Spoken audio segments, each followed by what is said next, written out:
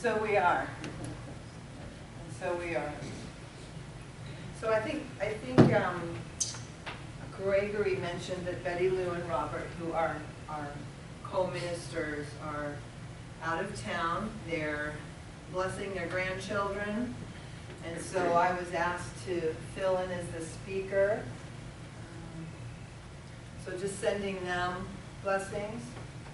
And I know you already mentioned this probably, that after, I'm not doing things in order. I have a brain that tends to do things out of order.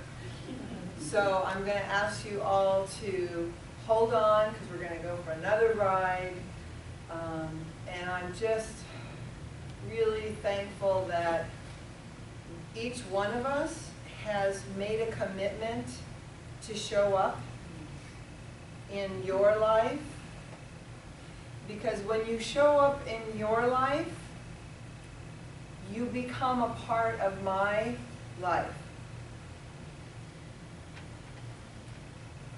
I know no other gift bigger than that. For you to be a part of my life. And the tricky part is that you can't do that unless I'm here. You know what I mean? I can't be a part of your life unless you're here.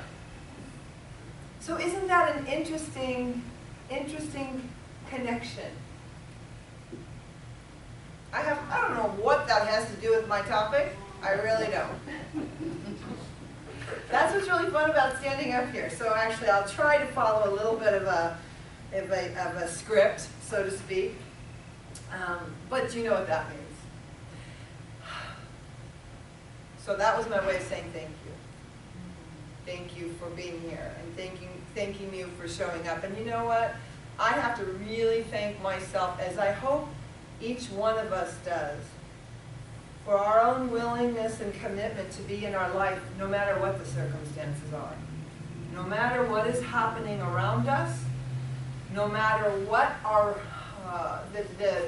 family, our friends, people, these little people that we see, these kind of little orbs, I like calling us little orbs or orbs of light. Each one of us has our own unique journey and expression. Each one of us has our own story. And somehow when these stories connect with each other, there's a magic spark that happens if we're remembering as we live our life. This is the story of your life. As I remember that I am actually in my story, the story of my life, and I'm actually present for my life, for myself, and as I come to you and meet with you, there's a divine spark that occurs in that relationship, in that connection. And it is a miracle. It is of God, for God, through God, by God, or good. Divine intelligence, the creativity of the story of your life. All of this comes into play when we remember who's running the show. When I remember who is directing my life, something magical happens. Because when I remember who's in charge, then I see in you the very spark that has enlivened me, that has given me a story, that I'm here to live. What's your story? You know, hey, what's your story? Sometimes it's like, what's your story? So now I'm going to go back to talk about that interesting door that doesn't want to stay shut.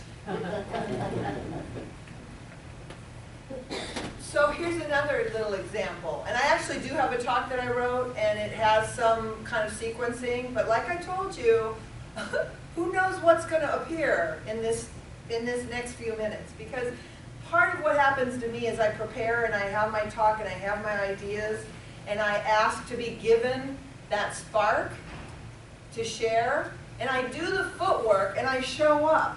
Like I was saying before, thanking you for showing up, and in order for us to have this ignited connection, this magical spark of love and light together. When I prepare this, and I think this may be something that you can relate to, and actually something I think I try to do in my life in general on a day-to-day basis, is to think I have a plan, an outcome, and then when I show up, when I wake up in the morning, when I show up to see you, and when I do whatever I'm doing in the course of my day, am I willing to let it all go? Am I willing to take this, well, I know I'm hearing what Betty Lou calls an eraser filled with love, like for forgiveness, but what I'm talking about is the same thing, just different words. Can I actually erase everything that I think I know and start from scratch and allow this blank screen of the story of my life to be blank so that divine intelligence, God, good, so that the force of love can actually write its story? Yeah, thank you. I love it when I see people nodding or smiling. I really, really appreciate you being present for me to assist me in doing whatever this is that I'm doing. That means a lot to me. So that blank screen is, I think, really one of the big steps, one of the important factors in manifesting. So the month of May for our theme for this month of May is manifestation, manifesting. So I had to look it up because I think I know what it means. But I never really do. I just know how other people have used it, you know, the word, we think we know stuff. All I can say is I don't know anything unless I am a blank screen and then I ask. So I just looked it up and I asked the Merriam-Webster, and they said it means to display or to show, manifesting, to show, to display. So what is it that I'm manifesting? What are you manifesting? What is the story of your life? So the title of my talk, let's see, okay, we have papers that have words on them. Is this the story of my life? I don't know. Oh, this is good. Conclusion. Oh, you know what? Okay, this is really good. I think the very first page, this is the open door where all my pages went through. I just had a page that was like the intro, and the actual title of my talk, which I don't remember anything except I'm trying to remember now, is creating images. So manifesting, creating images. What does that mean? What is that? You know, it's like, I think what came up for me was this idea that this is the story of your life, and that as we are willing to show up and be present for ourselves first, this is the tricky part. You know how easy it is to get pulled away from my center? I mean, it's easy to get pulled away from the center of our being. There's a lot going on out there. So I have to keep coming back to like different symbols and metaphors to help me remember that I'm creating the story of my life. And there's three parts to this creation or this manifestation, this out-picturing. This is simplified Betty version. So the first piece, when you think about creating images, so what came up for me was photography. And I actually tried to talk to my sister. They said, so what are you talking about? And I'm like, oh my gosh. Okay, let me try to explain this for now. And I explained it to her, and she was just like, I don't get it. and so what was so cool is her not getting it was her story. And her story was really okay with me because I was able to be strong in my story. So when I am clear and confident that I'm being led by the director, so there's a director in all of this, right? The story, the play, you know, the Shakespeare's, what is that line? All the world's a stage. She made me think, well, maybe it's more of a video. Maybe it's like the story of your life, like the camera taking pictures and running these images, and you go to like a movie. It's the story of your life, the video. Divine videography, divine images, creating images. really, this is the story of your life. It's like, what is this that we're creating? What do we want to create? How do we do it? What's the purpose? What's the meaning? I think I already alluded to that in the beginning. For me, the meaning is the divine spark when I actually show up in my unadorned state, when I show up in a state where I actually can be a clean slate, the blank slate state. I'm learning enunciation as I do this. Then something can be written. But if I'm really filled up with a whole bunch of images from past, present, and future, and if I'm having lots of issues with exposure, so we're going back to the camera. For me, I got to do the camera.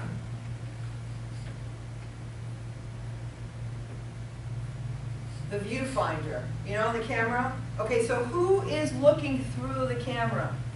What is looking, so in my mind, I see God the good, omnipotent. I see who is looking through this camera. I see the watcher. I see the silent witness, the fair witness.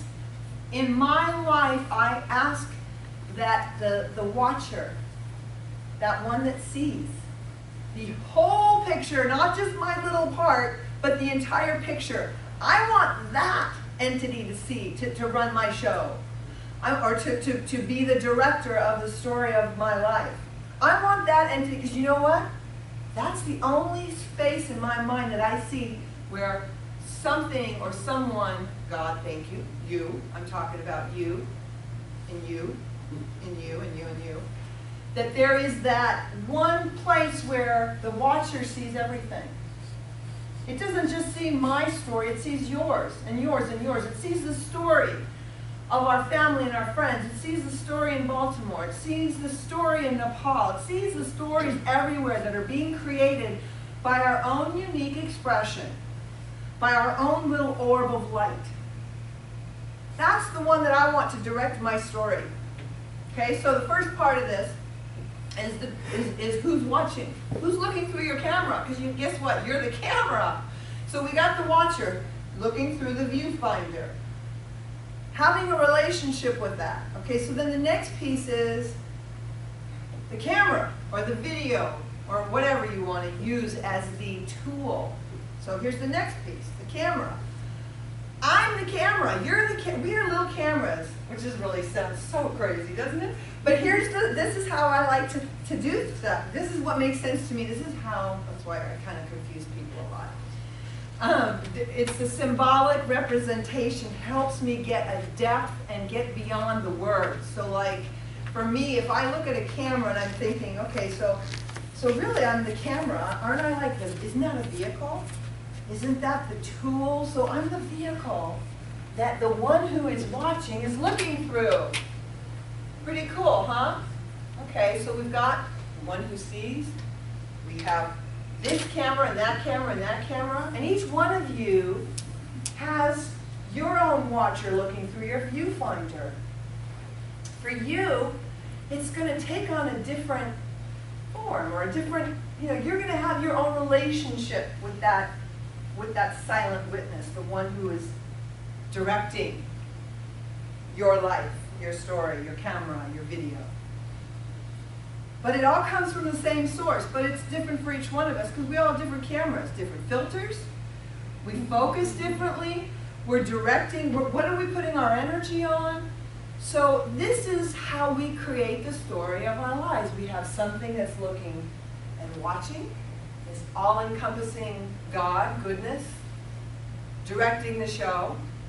Whether we want him to or not, it's happening. Somebody's directing this life. And the funny thing is, isn't it funny when we think, did we turn this on? No. It is? Okay. The funny thing is when we think, sometimes we think that we're running the show. I know, a little couple of laughs there. So all of a sudden, this little vehicle of ours gets really complicated, and there's all kinds of newfangled, fancy-dancy things to make the exposure of the apparatus the speed of the shutter, how much light comes in, the zoom, how wide you see. So this camera is just unbelievably limitless. Yeah? Pretty cool. I think you are limitless. I think I am limitless. But the only way I have an experience of that is if someone else is running my story, my show. Someone else is looking through the viewfinder. Because I don't think I can actually be aware. I can though, because see what happens is I'm explaining parts, and at the end you will see that all these parts are the same. But when I'm in the complexity of my camera, I lose sight of the picture. I lose sight of my focus. I lose sight because I got all caught up in needing to fine-tune this perfect picture. That somehow I forgot I wasn't running the show, or that, you know, it's like that weird thing about how we get caught up in thinking things should look a certain way, thinking things should be a certain way, thinking that my story or the outpicturing of my life or the images that I'm seeing in you and in the news and in the wherever, when I get caught up in thinking that it's supposed to look a certain way, and that's why I'm futzing with the camera and trying to make it see it this way. What happens? Oh, take a big breath, because what happens is I have stepped away from the divine director. I have stepped away from the memory and the remembrance that the one who watches sees all things, not just my little life, which is actually everybody's life. But see, this is the paradox, and I know some of you are thinking you're making no sense to me, and I apologize, and I love you, and I know you love me too. But all of this comes into play when we look at separating out the different cameras and the different parts. And then we remember that we've forgotten that we're not running the show. And if I take my camera and put it back in the hands of the divine director, all of a sudden my eyes are clear, I see again. My focus is, it's like it's effortless. Like it's, oh I know, autofocus. Cool, right? So you know how those cameras and you have to do all that focusing and all on your own? Okay, so can we just do autofocus, please? Can I just do autofocus? I think I can only do that when I know that God's running the show. Who's running the show, spirit or ego? So I have the director, the one who's looking through the viewfinder. I have the camera, and the camera's really cool because it's the tool that God uses to express itself. That's what you are. That's what I am. I am a vehicle.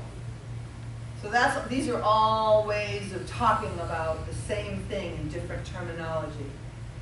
Each one of us is a divine expression of the one God, the good, divine intelligence, the creative force that is expressing itself through your life. This is the story of your life.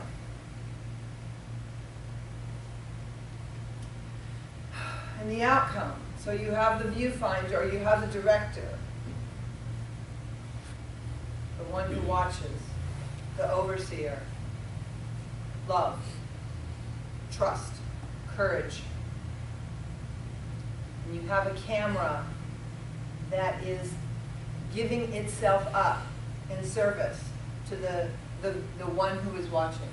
The camera is also a way to be an expression of God and good in your life and in the lives of the people around you. So this is a beautiful service. This is the giving our lives up in service, the story of my life. And I guess maybe the giving up of our life in service is the outcome, the outpicturing. So you've got the person, the entity looking through the viewfinder. You have this cool, exquisite, unique camera. So many different kinds of cameras and different characteristics. Every camera, no camera is the same. Each camera is different. Each one of us is different in our own unique way of taking in the images and taking in the divine ideas that the director is asking us to project. Yeah? To project. To give to the world. The outcome of those two pieces, the one who's looking through the viewfinder and the actual viewfinder camera, those two, That is the creative force of expression of God in physical form, and manifesting, the display and the showing of each one of us. Here's my story, here's my picture of God, here's my picture of my relationship to God, and my life is the story that I share with you about who I am, what I believe, and where I think I'm going. And it ends up that all of this really is just another way to say that when we have vision and when we use tools, then we can manifest to our brothers and our sisters the life that God has asked us to live. Now, I'm not saying this is easy. We know it's not. I am not saying that this is without work. To let go of my idea of how I think things should be, and to have the faith and the trust and the commitment to show up and continue asking God to see through me so that I can express what it is that God would have me share with you to provide love, support, encouragement, compassion, to know that there is no separation in the face of a world that looks like it is very much compartmentalized. The illusion of separation, all of these pieces cannot operate alone. Without us, God is incomplete. Without you, God is incomplete. Is that the most amazing, amazing thought? And the tricky part is, how willing am I to be responsible for that thought? How willing am I to show up and do the work so that I can say, I'm doing my part the best that I can. And it may not look that great to some of you. And sometimes it doesn't look that great to me, but you know what? It's about my relationship to the director, the one who sees.